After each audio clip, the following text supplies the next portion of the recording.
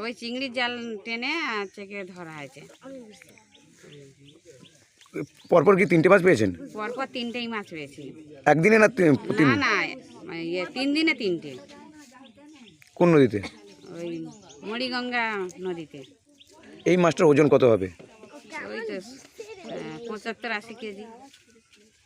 আপনাদের কি জীবিকা এই মৎস্যজীবী? হ্যাঁ, মৎস্যজীবী। কতদিন ধরে মাছ ধরছেন আপনারা? ধরতেছি আজকে ছোটবেলা থেকে ধরা হয় মাছ, মনার বিয়ের আগে থেকে ধরা হচ্ছে, এখনো পর্যন্ত ধরে। এই মাছটা যখন পড়ে কিভাবে জানতে পারলেন যে মাছ পড়েছে জলে?